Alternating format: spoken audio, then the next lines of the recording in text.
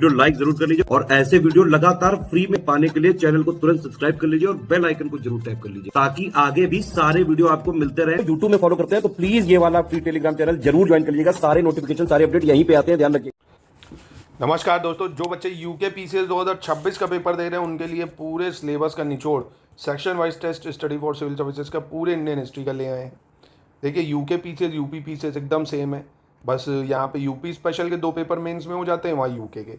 और बहुत लोग यूपी के यहाँ सेलेक्ट होते हैं और उत्तराखंड के हैं तो आप सेलेक्ट होंगे ही होंगे। तो इसका पेपर भी आप लोग ज़रूर दीजिए, पूरी तैयारी आप स्टडी फॉर सिविल सर्विसेज पे कर सकते हैं इसकी।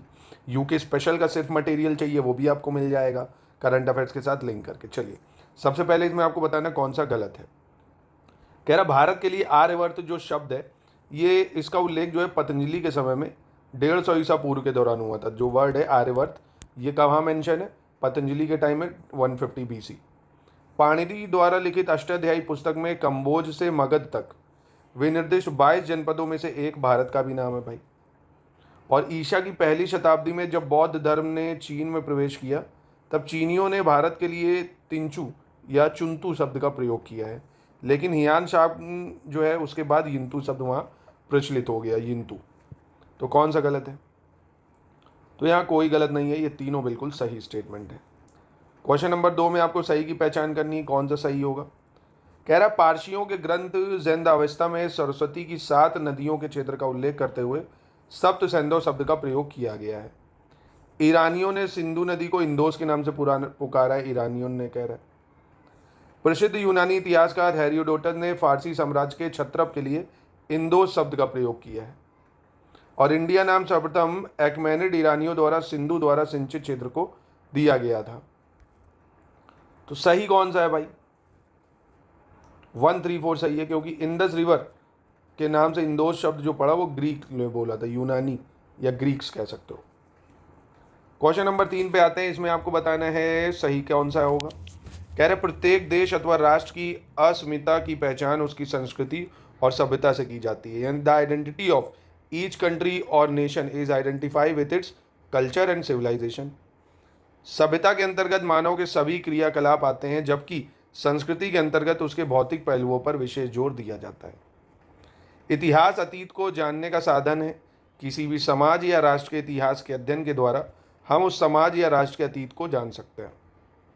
भारत देश का नाम ऋग्वेद काल में जन्मे भारत के नाम पे पड़ा प्रतीत होता है।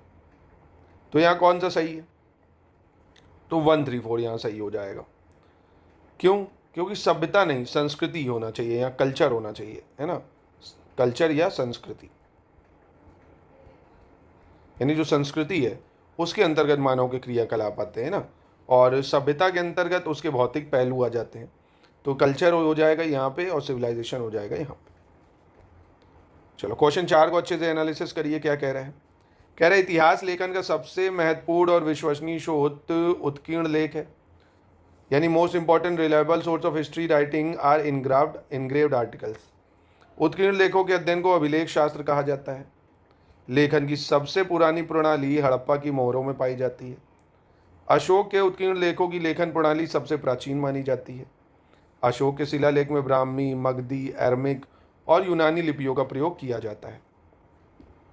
तो कौन सा सही है यहाँ पे? तो 1, 2, 3, 4 सही है, 5वां गलत हो जाएगा, क्योंकि अशोक के जो शिलालेख है इसमें ब्राह्मी और मगधी नहीं, खरोष्टी लिपि का प्रयोग करते हैं। खरोष्टी है, अरमिक है ना, यूनानी है, मगधी का प्रयोग नहीं होगा। क्वेश्चन नंबर 5 में गलत की पहचान करनी है, यहाँ कौन सा गलत है। रुद्रदमन का जूनागढ़ शिलालेख प्राकृत भाषा का सबसे पुराना उदाहरण है। शिलालेखों से ज्ञात होता है कि ब्राह्मणों को कर मुक्त भूमि जो प्रदान की जाती थी उसे अग्रहर कहलाता था। भारत के सबसे पुराने सिक्के जो 5वीं और 6वीं शताब्दी ईसा पूर्व के हैं, पंचमार्ग अथवा आज सिक्के कहलाते हैं। कल्हण की राजतरंगिणी प्रथम वास्तविक ऐतिहासिक ग्रंथ मानी जाती है। इसमें उत्तर भारत के 12वीं शताब्दी तक के राजनीतिक इतिहास का वर्णन किया गया है। कौन सा गलत है? तो रुद्रदमन का जो जूनागढ़ शिलालेख है ये प्राकृत नहीं, संस्कृत का सबसे पुराना है, संस्कृत का। बाकी तीनों सही स्टेटमेंट है यहाँ। क्वेश्चन नंबर 6 में भी गलत की पहचान करनी है। कह रहा भारत में पहली बार अंकित किए हुए सोने के सिक्कों के प्रचलन का श्रेय इंडो ग्रीक या इंडो यवन शासक को जाता है। कुषाणों ने सबसे पहले तांबे के सिक्के जारी किए थे। स्कंदगुप्त के सिक्कों पर उन्हें वीणा बजाते हुए दर्शाया गया है। समुद्रगुप्त और कुमारगुप्त के सिक्कों से उनके अश्वमेध यज्ञ की जानकारी मिलती है। तो यहाँ कौन सा गलत है भाई? तो समुद्रगुप्त के सिक्कों पे वीणा बजाते हुए दर्शाया गया, स्कंदगुप्त के नहीं, ये गलत है। यहाँ क्या होना चाहिए था? समुद्रगुप्त। चलो क्वेश्चन नंबर 7 पे देखते हैं, गलत की पहचान करनी है। प्राचीन भारत का इतिहास लिखने का पहला प्रयास यूनानियों ने किया था। मेगस्थनीज ने इंडिका नामक पुस्तक लिखी थी। इतिहास लेखन का दूसरा चरण अल्बरूनी के साथ शुरू हुआ था। प्रसिद्ध जर्मन विद्वान मैक्स मूलर ने वेदों का अनुवाद sacred books of the earth के रूप में किया था। तो यहाँ पे कौन सा आपका गलत हो जाएगा भाई? तो यहाँ आप देखेंगे जो जर्मन विद्वान मैक्स मूलर था, इसने वेदों का अनुवाद करा सेक्रेड बुक्स ऑफ ईस्ट, है ना, sacred book of the east, sacred book of east, अर्थ नहीं। बहुत इसने झोलझाल करा इस बुक में, बहुत मॉडिफाई करा इसने चीज़ों को। चलो क्वेश्चन नंबर 8 देखते हैं। 8 में क्या कह रहा है? सही की पहचान करनी है। कनिष्क के सिक्कों पर बौद्ध धर्म में उनकी आस्था का पता चलता है। इब्न बतूता ने तहकीके हिंद या किताब उल हिंद पुस्तक लिखी थी।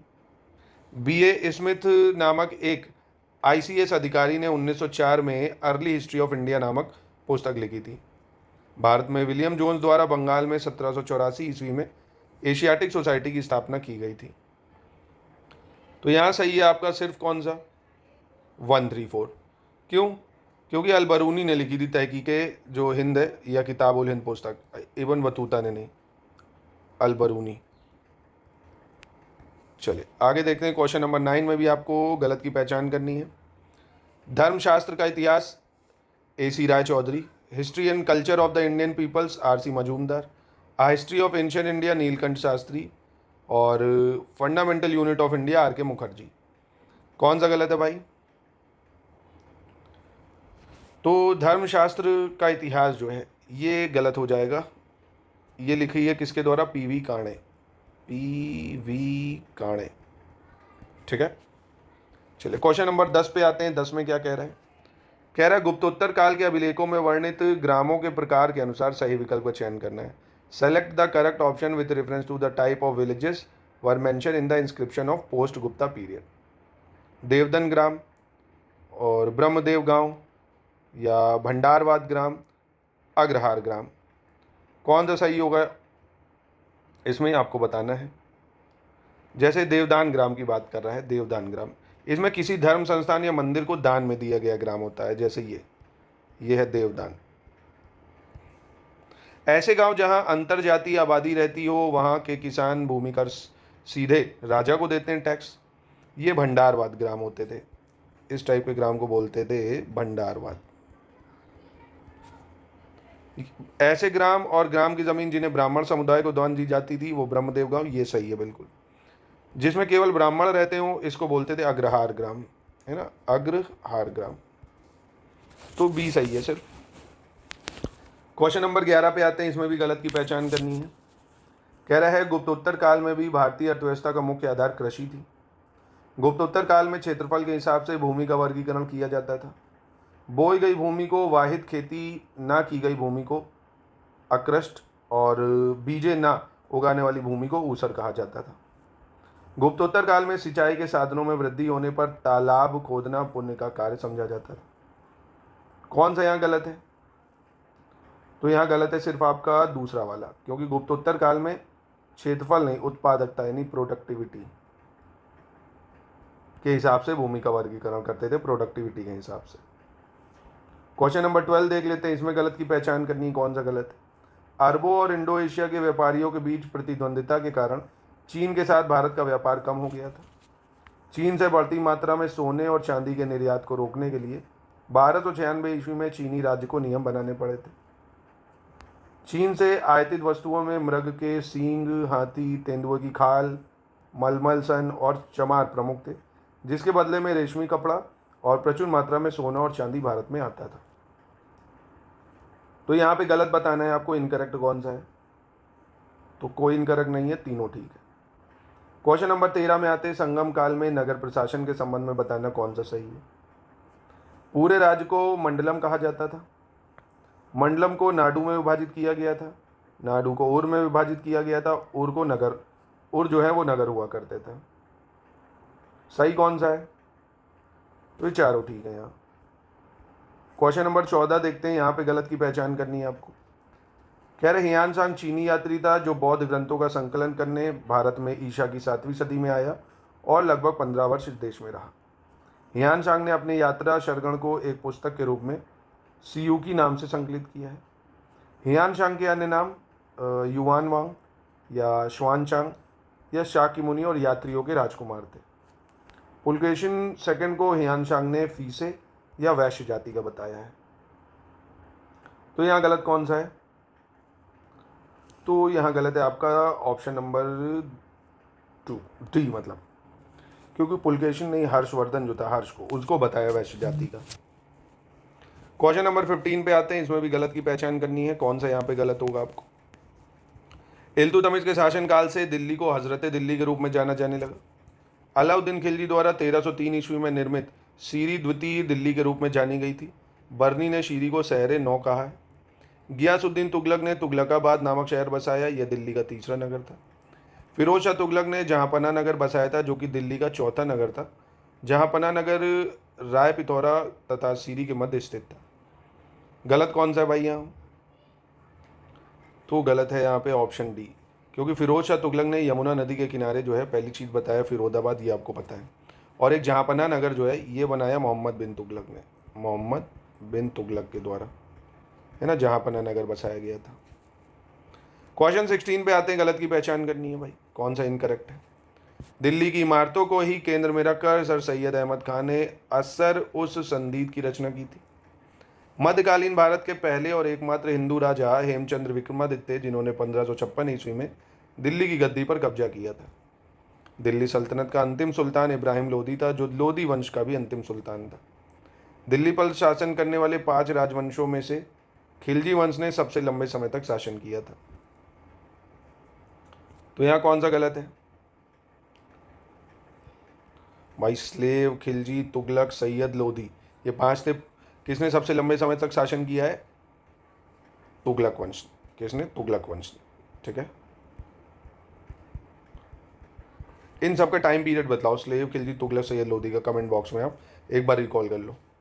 क्वेश्चन नंबर 17 पे आते हैं, यहाँ गलत की आपको पहचान करनी है। यहाँ कौन सा गलत हो जाएगा?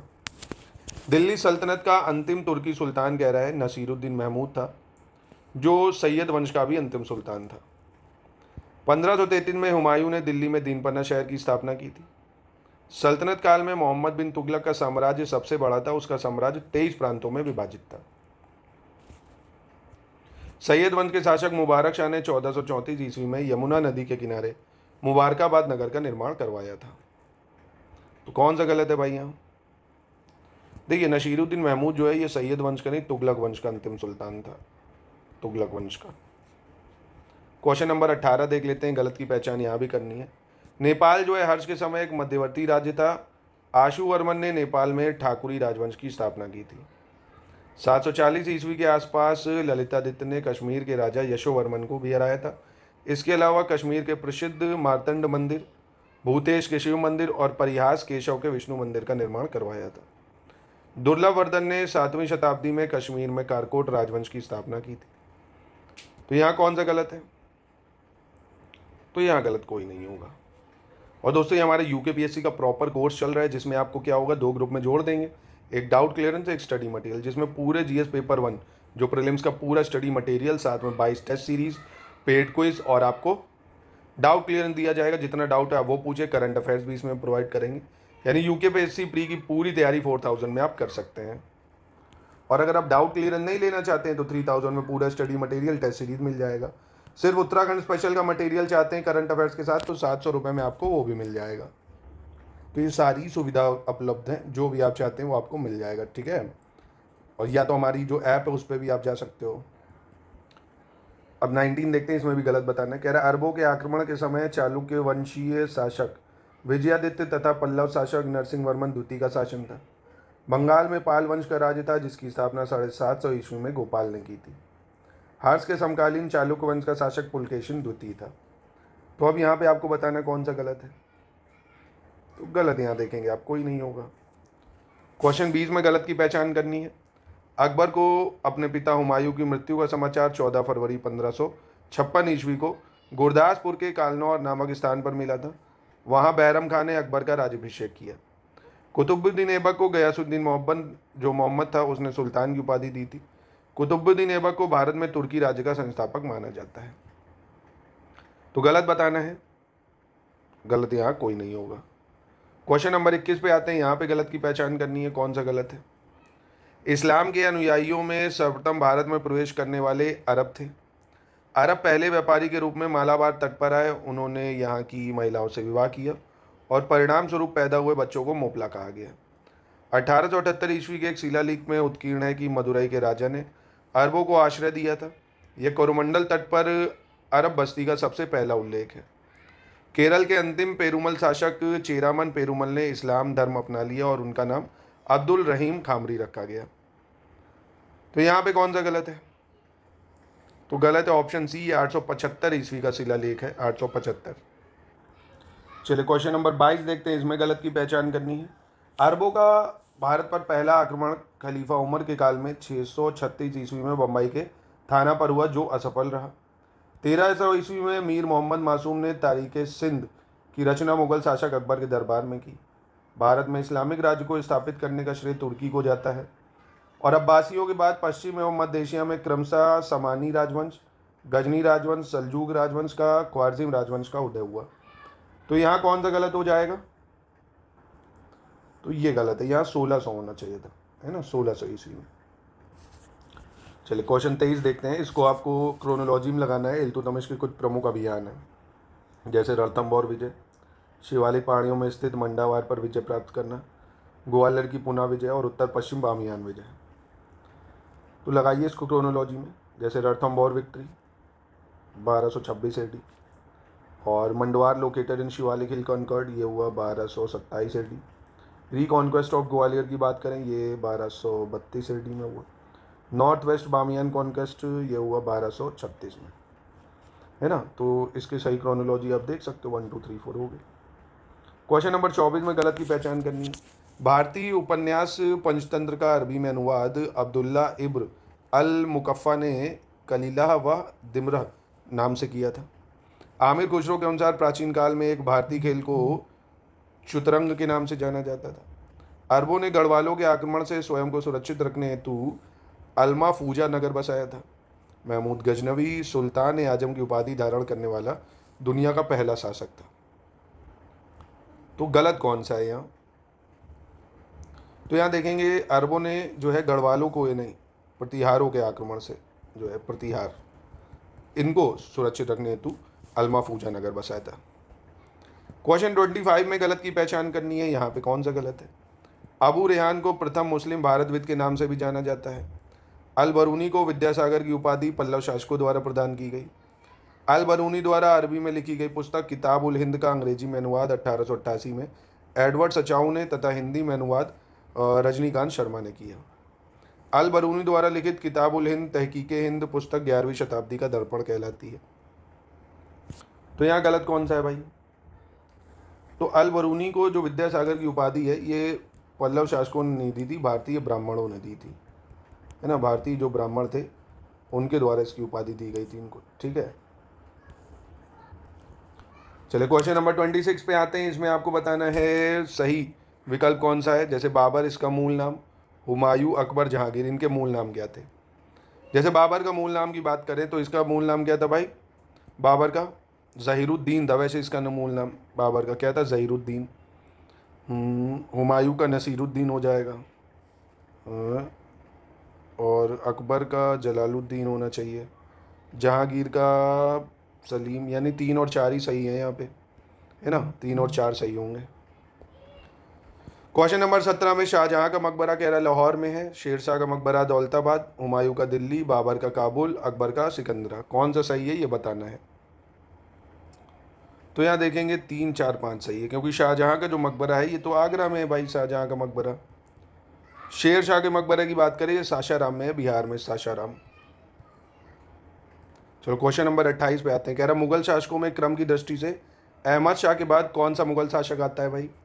रफ़ीउद्दौला, रफ़ीउद्दौला, मोहम्मद शाह या आलमगीर सेकंड? तो बताइए कौन आएगा भाई, अगर याद है आपको। तो देखिए अहमद शाह के बाद आता है आलमगीर द्वितीय, है ना, क्योंकि भाई आपको पता होगा बाबर और हुमायूं, अकबर, जहांगीर, है ना, ये तो आपको याद ही होना चाहिए। शाहजहां, औरंगजेब, फिर बहादुर शाह प्रथम, है ना, बहादुर शाह प्रथम आता है, फिर जहांदार शाह, फ़ारुख शियार आता है, फिर रफ़ीउद्दराज आएगा, है ना, उसके बाद रफ़ीउद्दौला आता है, फिर मोहम्मद शाह आता है, फिर अहमद शाह आता है, और उसके बाद आलमगीर द्वितीय आता है ना। यानी मुगल्स और लेटर मुगल्स के बारे में पता होना चाहिए आपको। 29 पे आ जाइए, इसमें आपको गलत का चयन करना है। मुगल मंत्री और उनसे संबंधित, जैसे ये बारिद मुमालिक गुप्तचर विभाग का अधिकारी, दीवान खैरात दान विभाग का, दीवान बंदगन पेंशन विभाग का, दीवान इश्तियाक दास विभाग का। कौन सा गलत है यहाँ? तो दीवान बंदगन जो है ये दास विभाग था, और दीवान इश्तिहाक जो था ये पेंशन विभाग था। तो 3 और 4 गलत है बस। क्वेश्चन नंबर 30 में आते हैं। गुलबदन बेगम द्वारा हुमायूं नामा लिखने का प्रारंभ, बाबर के संस्मरणों का फारसी में बाबरनामा के रूप में अनुवाद, अबुल फजल द्वारा अकबरनामा पर कार्य करना, जहांगीर द्वारा जहांगीरनामा नामक अपना संस्मरण लिखना। इसको क्रोनोलॉजी में लगा रहा है। तो गुलबदन बेगम द्वारा हुमायूं नामा कब लिखा गया? 1587 में। बाबर के संस्मरणों का फारसी में बाबरनामा के रूप में अनुवाद कब हुआ? 1589 में।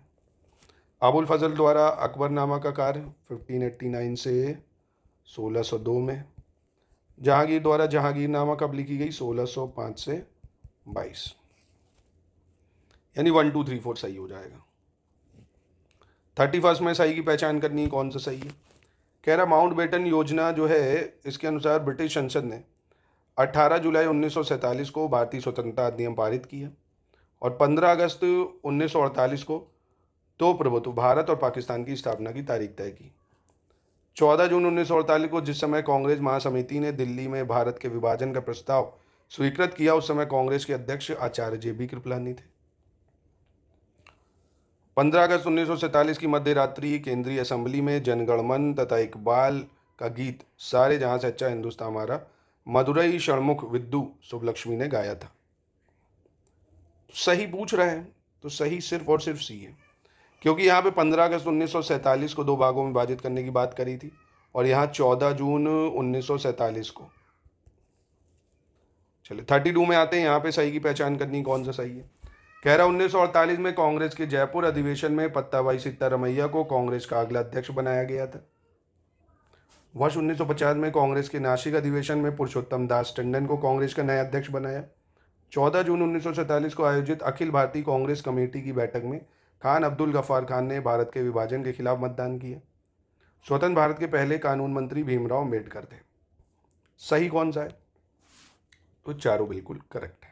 चलिए क्वेश्चन नंबर 33 देखते हैं, इसमें सही की पहचान करनी है। कह रहा बाबा राम सिंह ने 1857 में पंजाबी में नामधारी आंदोलन शुरू किया था। राधाकांत देव ने 1829 में कलकत्ता में धर्म सभा की स्थापना की थी। राजा राम मोहन राय ने 1814 में कलकत्ता में आत्मीय सभा की स्थापना की थी। तो इसमें कौन सा कथन सही हो जाएगा? तो देखेंगे आप, ये तीनों सही है यहाँ। क्वेश्चन नंबर 34 में सही की पहचान करनी है। भारतीयों से जापानी वस्तुओं का इस्तेमाल ना करने तथा जापानी वस्तुओं का इस्तेमाल ना करने संबंधी प्रस्ताव 1937 में पारित किया गया था। संयुक्त प्रांत किसान सभा की स्थापना फरवरी 1918 में गौरी शंकर मिश्रा और इंद्र नारायण द्विवेदी ने लखनऊ में की थी। अमेरिकी पत्रकार वेब मिलर ने 1930 में महात्मा गांधी के नमक सत्याग्रह में साथ रहकर विवरण दिया था। और भारत के governor general Lord William Bentinck ने कर्नल स्लीमैन के साथ मिलकर 1830 ईस्वी में ठगी प्रथा को समाप्त कर दिया था। सही कौन सा है? तो ये चारों ठीक है। यहाँ 35 में सही की पहचान करनी है। मार्गरेट कजन ने पुणे में अखिल भारतीय महिला सम्मेलन का आयोजन 1927 में किया। स्वामी दयानंद सरस्वती ने मेरठ में परोपकारिणी सभा की स्थापना 1880 में की। गुरनदीप कुमार ने वैंकूवर में स्वदेश सेवक होम की स्थापना 1913 में की। कौन सा कथन यहाँ पे सही है? तो 1 और 2 सही है, तीसरा गलत है, क्योंकि स्वदेश सेवक होम की स्थापना 1911 में करी गई थी, ना कि 1913 में। 36 में कह रहा है कौन वर्ष 1840 में शुरू हुए सिख धर्म के पहले सुधार आंदोलन निरंकारी आंदोलन से संबंधित नहीं था। तो निरंकारी मूवमेंट से कौन संबंधित नहीं था? दयाल दास, रतन चंद, दरबारा सिंह या नन ऑफ दीस? तो ये हो जाएगा आपका नन ऑफ दीस हो जाएगा, क्योंकि दयाल दास, रतन चंद, दरबारा सिंह, इन तीनों ही के नेतृत्व में पहला जो है सुधार आंदोलन हुआ था। ठीक है, तो ऑप्शन डी होगा, क्योंकि ये तीनों शामिल थे। 37 में सही की पहचान करनी है, कौन सा सही होगा? कह रहा श्याम जी कृष्णा वर्मा ने 1905 में इंडिया हाउस की स्थापना लंदन में की थी। तारकनाथ दास द्वारा या तारकनाथ दास तथा गुरंदित कुमार ने मिलकर सिएटल यूएसए में यूनाइटेड इंडिया हाउस की स्थापना 1910 में की थी। तो यहाँ कौन सा सही है? तो ये दोनों ठीक है। यहाँ क्वेश्चन 38 में सही की पहचान करनी है। श्रीमती रमाबाई रनाटे और गोपाल कृष्ण देवधर ने मिलकर पुणे में पूना सेवा सदन की स्थापना 1909 में की थी। श्री नारायण मल्हार जोशी ने प्रयागराज में सेवा समिति की स्थापना 1914 में की थी। हृदयनाथ कुंजरू ने बंबई में सोशल सर्विस लीग की स्थापना 1911 में की थी। कौन सा सही है? तो ऑप्शन 1 सिर्फ सही होगा, क्योंकि यहाँ पे जो है हृदयनाथ कुंजरू जो है उन्होंने सेवा समिति की स्थापना की थी और नारायण मल्हार जोशी ने सोशल सर्विस लीग की। चलो 39 में सही की पहचान करनी है। बालिका विद्यालय 1851 में सावित्रीबाई फुले ने बनाया। सत्य शोधक समाज ज्योतिबा फुले। Indian league 1875 Shishir Kumar Ghosh. कौन सा सही है यहाँ पे? तो सिर्फ 2 और 3 सही है। बालिका विद्यालय 1851 में तो बना, पर ज्योतिबा फुले ने ही इनको भी बनाया है ना, ज्योतिबा फुले होना चाहिए था।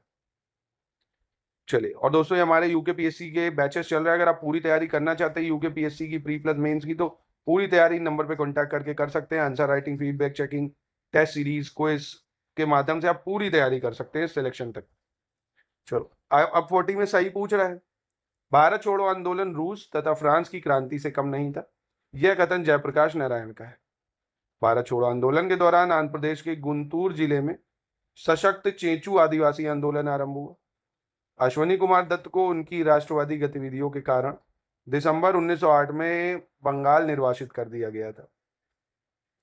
तो यहां कौन सा सही है?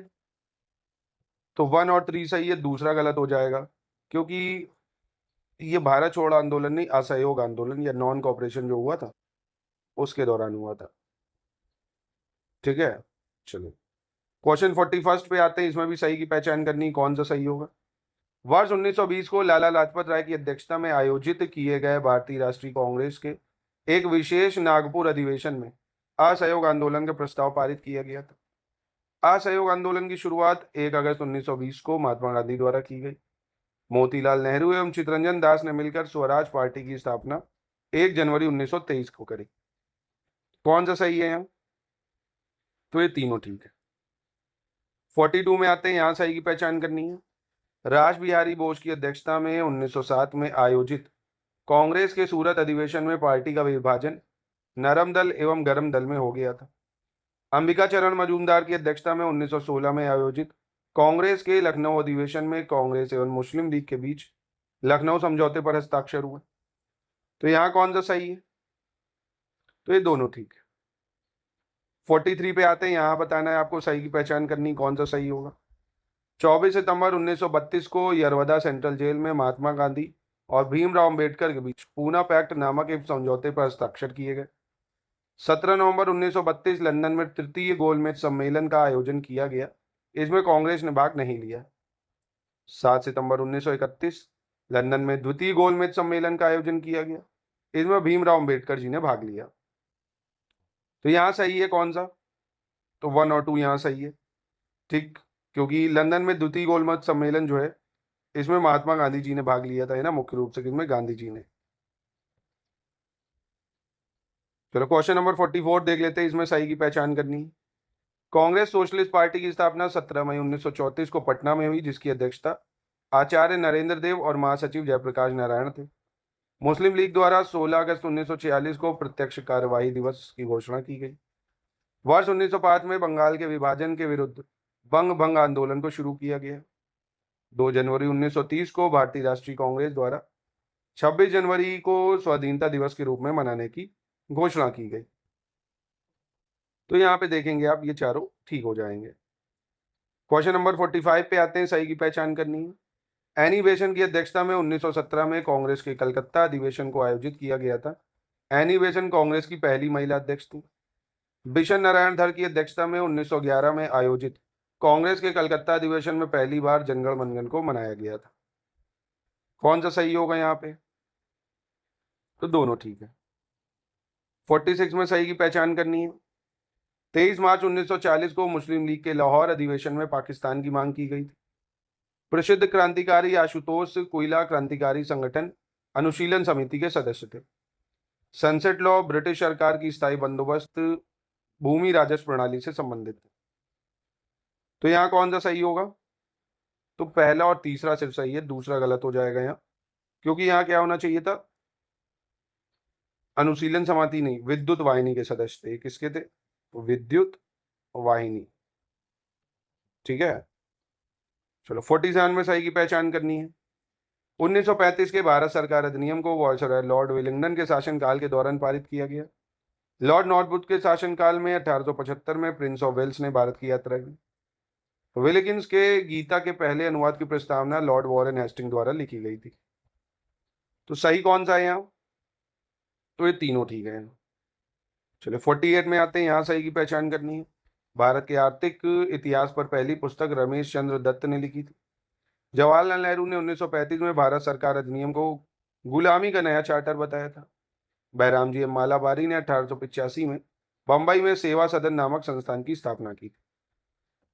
तो यहाँ भी कौन सा सही है? तो ये तीनों ठीक है यहाँ। 49 में सही की पहचान करनी है। शिव नारायण अग्निहोत्री ने 1887 में लाहौर में देव समाज नामक संस्था की स्थापना की थी। 1935 के भारत सरकार अधिनियम ने ब्रिटिश सरकार को बंदी प्रत्यक्षीकरण को स्थगित करने का अधिकार दिया था। राजा राम मोहन राय के प्रयासों के फलस्वरूप लॉर्ड कैनिंग के समय विधवा पुनर्विवाह अधिनियम पारित हुआ था। सही कौन सा है? तो सिर्फ पहला यहाँ पे सही होगा, क्योंकि ये गवर्नमेंट ऑफ इंडिया 1919 के टाइम में हुआ था, 1919 में। और राजा राम मोहन राय जो है ये नहीं, ईश्वरचंद विद्यासागर जो थे, उनके प्रयासों के फलस्वरूप जो है ये विधवा पुनर्विवाह अधिनियम लागू हुआ था, यानी पहला सही है सर। अब क्वेश्चन नंबर 50 में सही बताना है कौन सा होगा। ठीक है, कह रहा जवाहरलाल नेहरू ने कहा था कि जब तक यह तीसरी शक्ति अथवा इंग्लैंड यहाँ है, हमारे सांप्रदायिक मतभेद हमें परेशान करते रहेंगे।